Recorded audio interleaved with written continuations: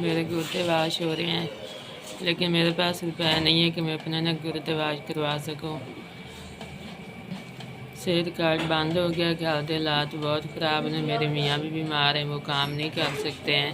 छोटे छोटे बच्चे हैं, तुम बहुत परेशान हो। घर में कोई चीज़ अभी नहीं है, सब चीज़ें बेच के ऊपर लगा ली हैं। 8 साल हो गए, 8 सालों से बस यही मसला चलता आ रहा है। ना मुझे चार किटें मिली हैं।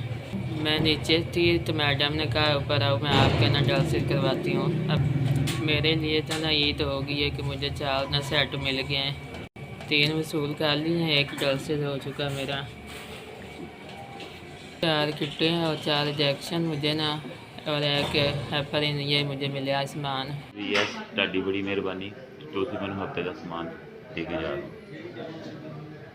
ਤੁਹਾਡੇ ਅਦਾਰੇ ਦੀ ਖੈਰ ਕਰੇ। ਤੁਸੀਂ ਤੁਹਾਨੂੰ 3 ਵਾਰੀ ਪਹਿਲੇ ਤੇ ਚੌਥੀ ਵਾਰੀ ਹੁਣ ਸਮਾਨ ਦਿੱਤਾ, ਤਾਂ ਤੁਹਾਡੇ ਅਦਾਰੇ ਦੀ ਖੈਰ ਕਰੇ। ਤੁਸੀਂ ਸਾਨੂੰ ਮੁਕੰਮਲ ਸਮਾਨ ਦੇ ਕੇ ਜਾ ਰਹੇ ਹੋ ਜੀ।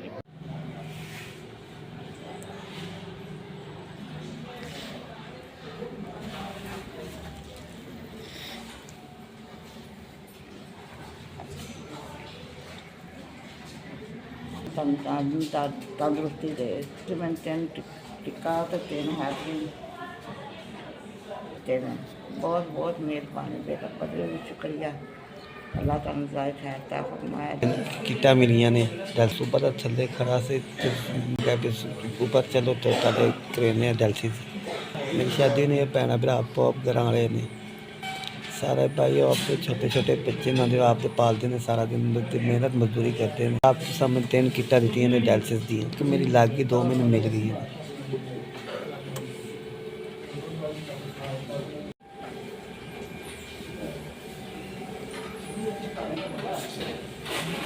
SBS ਤੁਸੀਂ ਪਹਿਲੇ ਮੈਨੂੰ 3 ਦਫਾ ਸਮਾਨ ਦਿੱਤਾ और ਹੁਣ ਵੀ ਦਿੱਤਾ ਜੀ।